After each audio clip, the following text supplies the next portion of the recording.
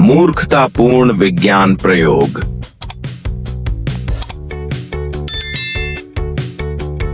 एक दिन max, Peter और जैक ने मैक्स के गैरेज में एक विज्ञान प्रयोग करने का फैसला किया। यह एकदम सही जगह थी।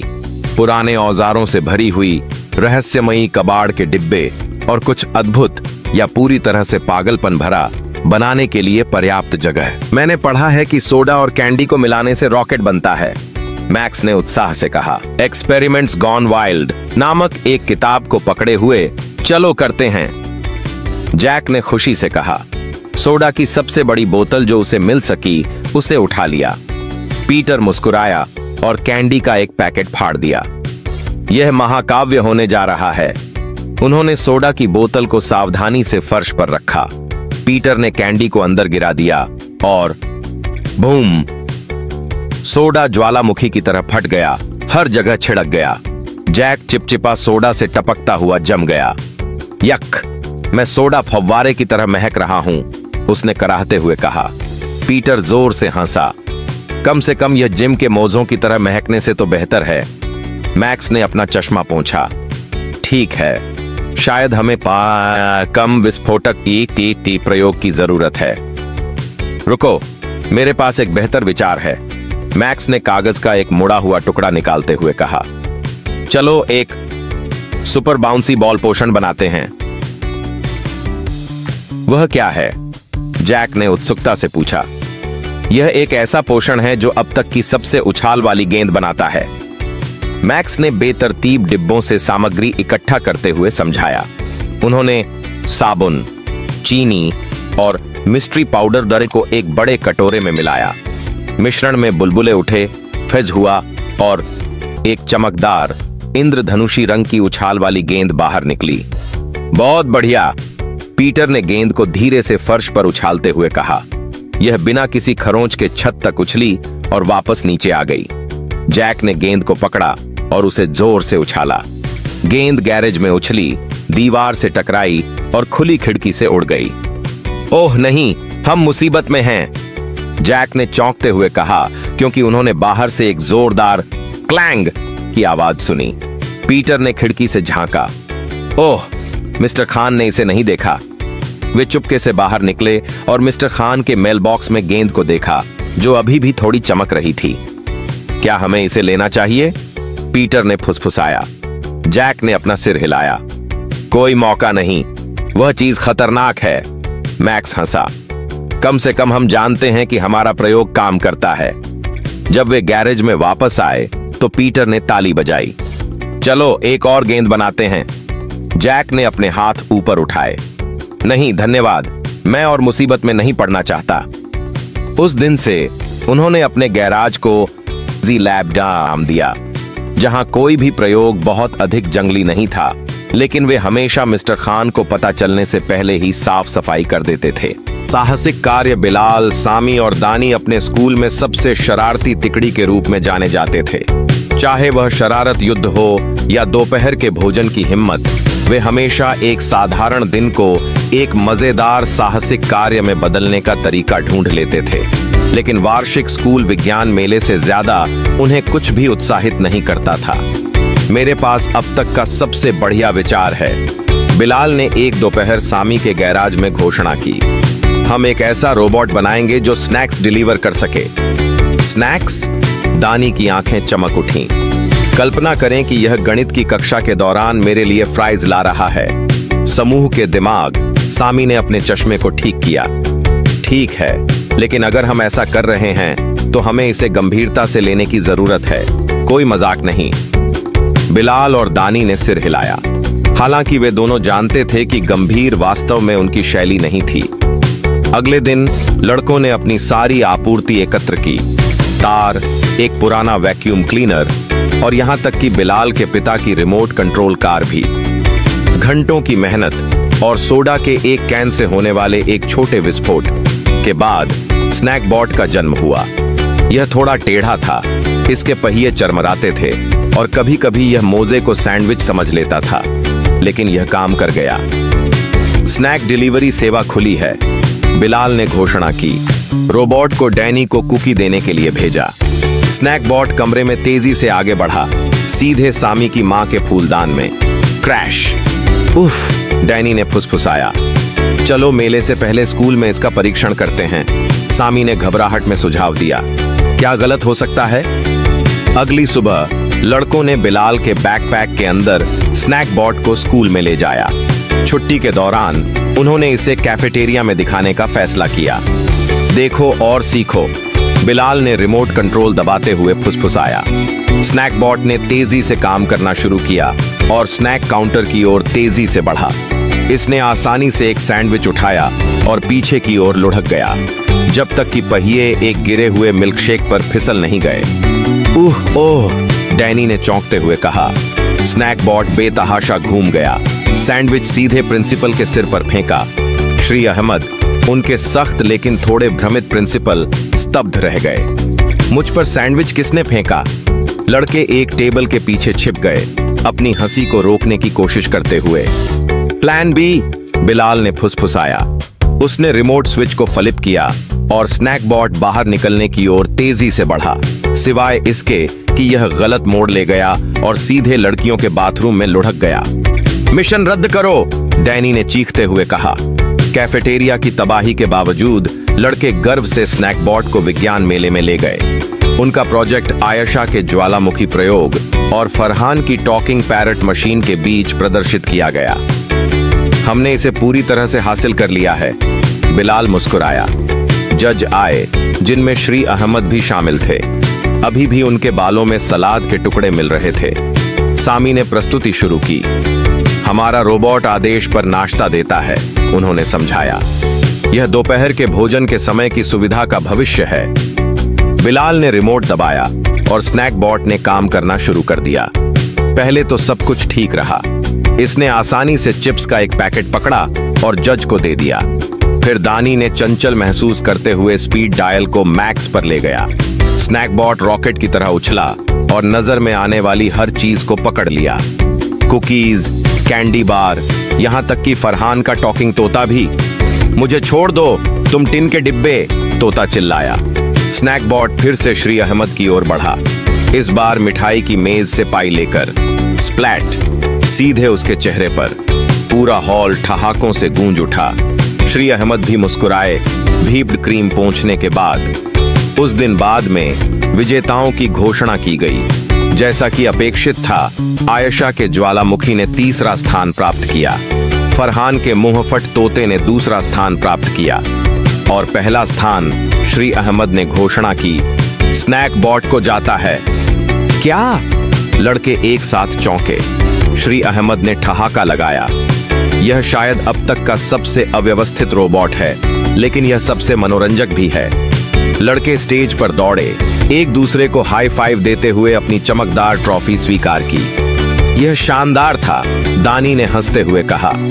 स्नैकबॉट, स्नैक लीजेंड, बिलाल ने घोषणा की। और अगले साल, सामी ने कहा, चलो कुछ ऐसा आविष्कार करते हैं जो प्रिंसिपल का पीछा न करे।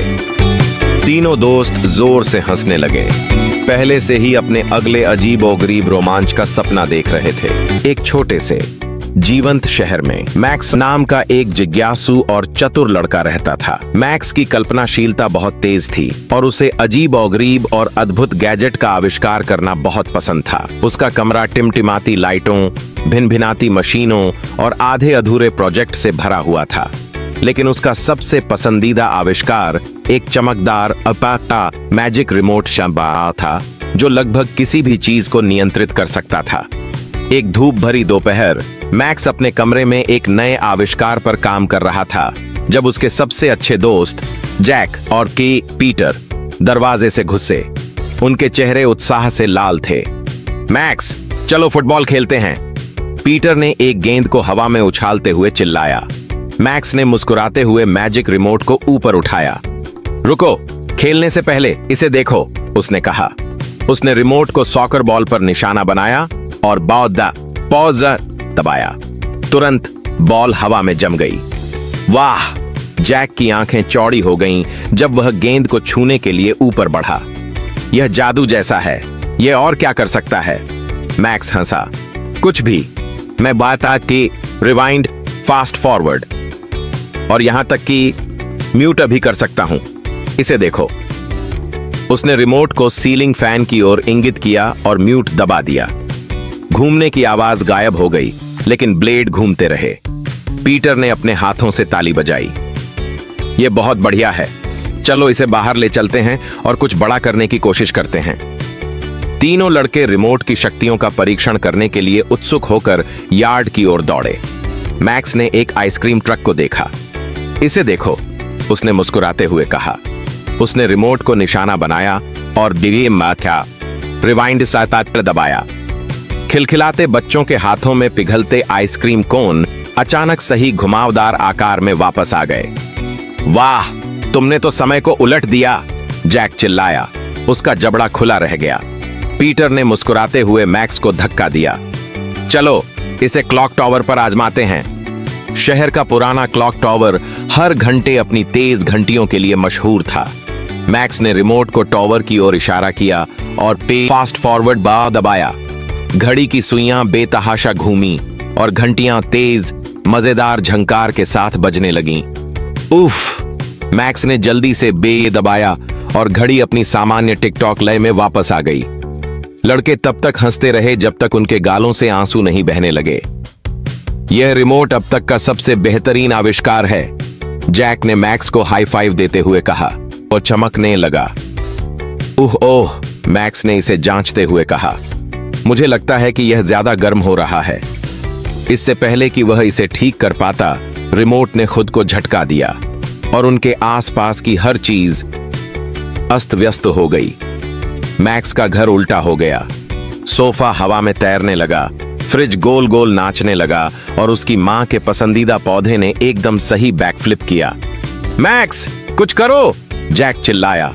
एक उड़ते हुए लैंप के उसके सिर के पास से गुजरने पर झुक गया। मैक्स ने पागलों की तरह बटन दबाए, लेकिन कुछ भी काम नहीं आया। रिमोट अटक गया है, उसने कराहते हुए कहा। पीटर ने मैक्स के कंधे को पकड़ लिया। रीसेट बटन को आजमाओ, उसने सुझाव दिया। मैक्स ने सिर हिलाया, एक गहरी सांस ली और चमकते हुए रीसेट बटन को दबाया। एक जोरदार जैप के साथ सब कुछ सामान्य हो गया। सोफा वापस फर्श पर आ गया, फ्रिज का नाचना बंद हो गया और पौधा अपने गमले में बिल्कुल सही तरीके से उतरा। ओह! पीटर ने राहत में अपना माथा पोंछा। यह बहुत करीब था। शायद हमें अब से फुटबॉल खेलना ही चाहिए। मैक्स ने हंसते हुए रिमोट को अपने बैकपैक में सुरक्षित रूप से रख लिया। हाँ, लेकिन मान लो, यह मजेदार था। तीनों लड़के जोर जोर से हंसते हुए फुटबॉल मैदान की ओर भागे और जादुई रिमोट को सुरक्षित तरीके से शेल्फ पर छोड़ दिया, अभी के लिए। मैक्स एक होशियार और जिज्ञासु लड़का था, जिसे रहस्य सुलझाना बहुत पसंद था। वह अपना ज्यादातर समय एडवेंचर की किताबें पढ़ने, पहेलियां सुलझाने और नई जगहों की खोज करने में बिताता था। एक बरसात की दोपहर अपने दादाजी की अटारी में खेलते समय वह मकड़ी के जाले से ढका एक पुराना लकड़ी का बक्सा देखकर चौंक गया। उत्सुकतावश उसने धूल झाड़कर उसे सावधानी से खोला। अंदर उसे एक पुराना मुड़ा हुआ नक्शा मिला, जिस पर अजीबोगरीब चिन्ह और एक बड़ा लाल एक्स अंकित था। वाह, एक खजाने का नक्शा, मैक्स ने कहा। उसकी आंखें उत्साह से चमक रही थीं। वह जानता था कि यह कोई साधारण नक्शा नहीं था। यह एक शानदार रोमांच की शुरुआत थी। मैक्स अपने सबसे अच्छे दोस्त जैन को नक्शा दिखाने के लिए नीचे की ओर भागा। जैन भी मैक्स की तरह ही साहसी था और उसे खजाने की खोज का विचार बहुत पसंद था। इससे कुछ आश्चर्यजनक हो सकता है, जैन ने नक्शे की बारीकी से जांच करते हुए कहा। बिना एक पल बर्बाद किए मैक्स ने अपना बैकपैक, एक टॉर्च, एक कंपास और एक छोटा फावड़ा उठाया। साथ में वे नक्शे के सुरागों का अनुसरण करने के लिए निकल पड़े, जो उन्हें उनके शहर के पीछे घने जंगल में ले गया। जंगल में ऊंचे ऊंचे पेड़ और घुमावदार रास्ते थे। जैसे जैसे वे अंदर जाते गए, छतरी के पीछे सूरज की रोशनी फीकी पड़ती गई, जिससे जमीन पर डरावनी छायाएं पड़ने लगीं। लेकिन मैक्स और जैन डरे नहीं थे। वे पीछे मुड़ने के लिए बहुत उत्साहित थे। देखो, मैक्स ने मुड़ी हुई शाखाओं वाले एक बड़े ओक के पेड़ की ओर इशारा किया। यह पेड़ बिल्कुल नक्शे पर दिखाए गए पेड़ जैसा दिखता है। उन्होंने पेड़ के आधार की जांच की और अजीब नक्काशी वाला एक पुराना पत्थर पाया। मैक्स ने नक्काशी पर अपनी उंगलियों को घुमाया और पाया कि वे नक्शे पर दिए गए प्रतीकों से मेल खाते हैं। यह जगह जरूर होगी, उसने कहा। जैन ने फावड़ा निकाला और साथ मिलकर खुदाई शुरू कर दी। जमीन नम और भारी थी, लेकिन उन्होंने हार नहीं मानी। कई मिनटों के बाद फावड़ा किसी कठोर चीज से टकराया। मुझे कुछ मिला, जैन चिल्लाया। थोड़ी और खुदाई करने पर उन्हें एक जंग लगा हुआ धातु का डिब्बा मिला। यह भारी था और गंदगी से भरा हुआ था, लेकिन ताला बहुत पहले ही जंग खा चुका था। कांपते हाथों से मैक्स ने डिब्बा खोला। अंदर उन्हें चमचमाते सोने के सिक्के, जगमगाते रत्न और चमड़े से बंधी एक पुरानी पत्रिका मिली। यह अविश्वसनीय है, जैन ने कहा। उसकी आवाज विस्मय से भरी हुई थी। मैक्स ने ध्यान से पत्रिका खोली और पीले पड़ चुके पन्नों को पलटा। इसमें उन्हें एक खोजकर्ता द्वारा लिखा गया एक पत्र मिला, जिसने 100 साल से भी पहले खजाना छिपाया था। पत्र में लिखा था, जो लोग इस खजाने को खोजते हैं, मैंने रोमांच और ज्ञान की तलाश में दूर दूर तक यात्रा की है। मैं यह खजाना लालच के लिए नहीं, बल्कि उन लोगों के लिए छोड़ रहा हूं जो दोस्ती, दयालुता और साहस को महत्व देते हैं। इसे समझदारी से साझा करें और याद रखें, सच्चा खजाना हमारे द्वारा बनाए गए बंधन और हमारे द्वारा दिखाई गई दयालुता में निहित है। मैक्स ने जैन को देखा और मुस्कुराया। हमने खजाना साथ में पाया, लेकिन सबसे अच्छा खजाना हमारी दोस्ती है। उन्होंने शहर के संग्रहालय के साथ खजाने को साझा करने का फैसला किया, जहां हर कोई खोजकर्ता के कारनामों को देख और जान सकता था। उनकी बहादुरी और दयालुता ने उन्हें शहर में नायक बना दिया, और उनकी कहानी ने दूसरों को अपने खुद के रोमांच की तलाश करने के लिए प्रेरित किया। उस दिन से मैक्स और जैन शहर के सबसे बहादुर खजाने की खोज करने वालों के रूप में जाने जाते थे। हमेशा अगले महान साहसिक कार्य के लिए तैयार रहते थे।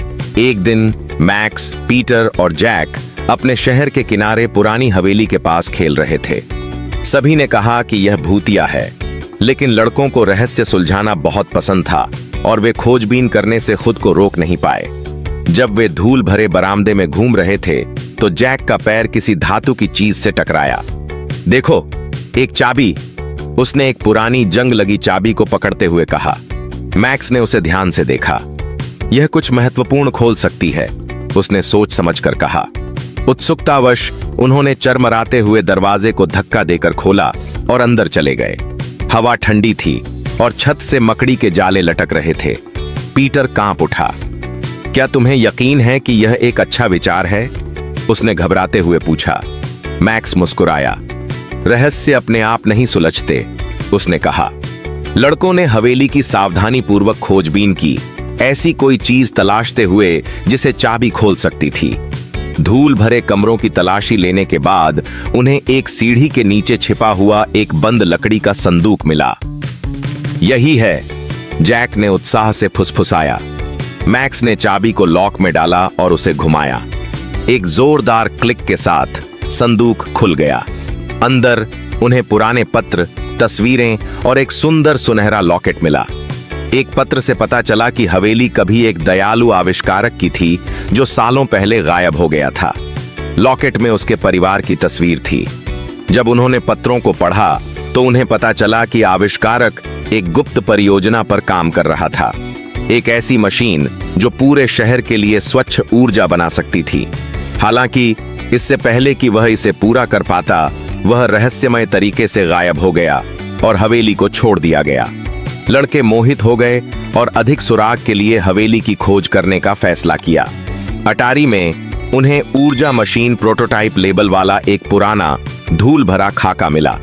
मैक्स ने इसे सावधानी से लपेटा। यह सब कुछ बदल सकता है, उन्होंने कहा।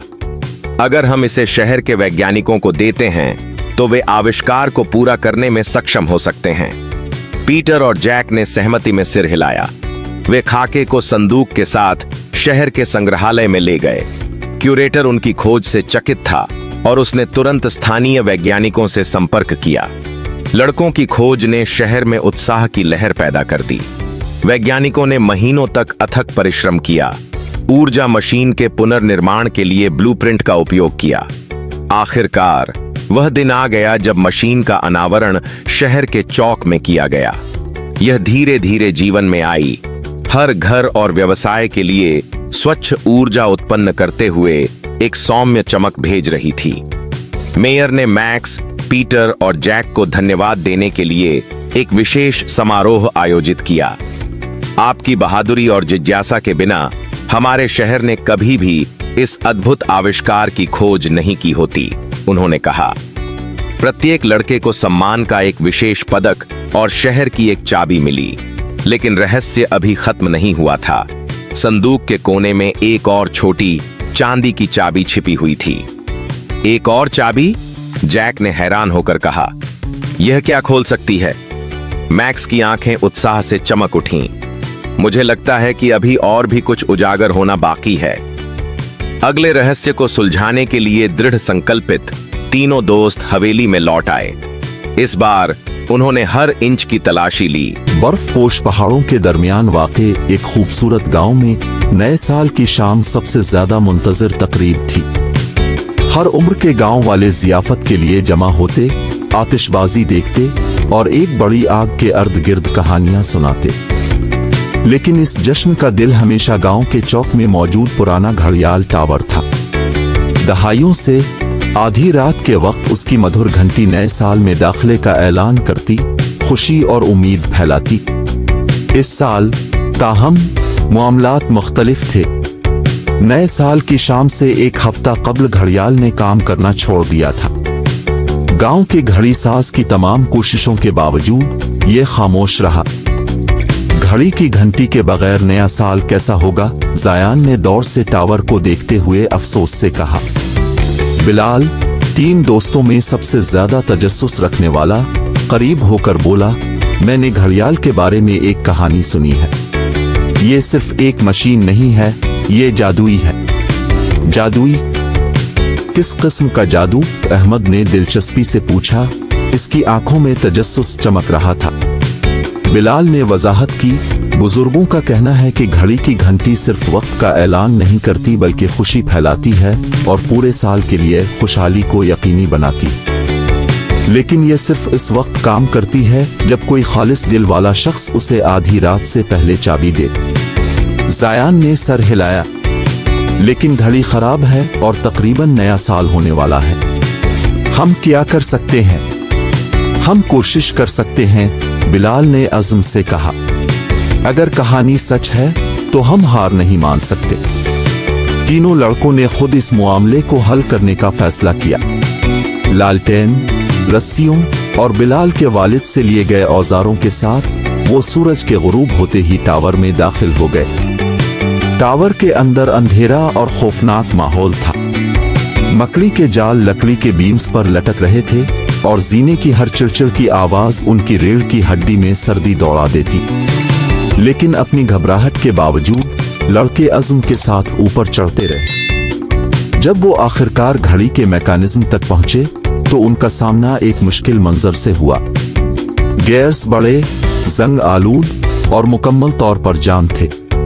मजीद बुर्रा, चाबी देने वाली चाबी मैकेनिज्म का एक अहम हिस्सा कहीं नजर नहीं आ रही थी। ये नामुमकिन है, जायान ने मायूसी से कहा। लेकिन अहमद, हमेशा पर उम्मीद, ने एक पुराने धूल से भरे कपड़े के नीचे कुछ चमकता हुआ देखा।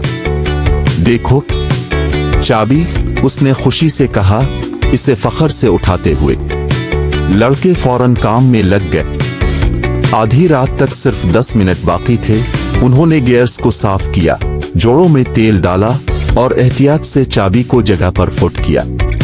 जायान ने चाबी घुमाने का रजाकाराना तौर पर कहा। उसने चाबी को मजबूती से पकड़ा और अपनी पूरी ताकत से घुमाया। गियर्स चरचरे और कराहे, लेकिन एक लम्हे के लिए कुछ भी ना हुआ। क्या हम नाकाम हो गए? अहमद ने मायूसी से कहा।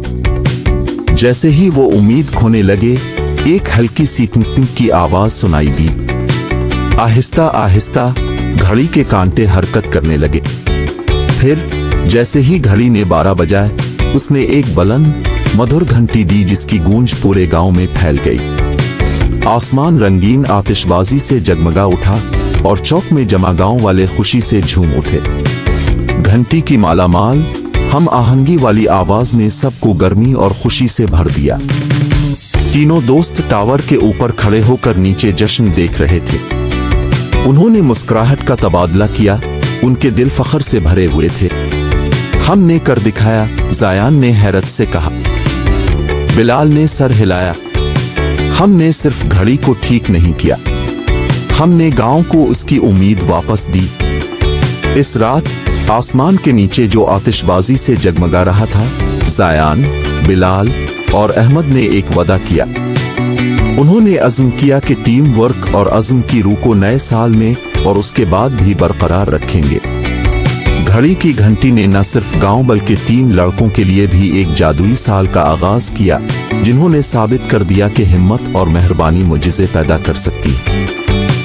अगर आपको हमारी कार्टून कहानी पसंद आई हो तो हमारे चैनल को सब्सक्राइब करें और बेल आइकन को दबाएं ताकि हर आने वाली कार्टून कहानी सबसे पहले आप तक पहुंच सके। थैंक्स।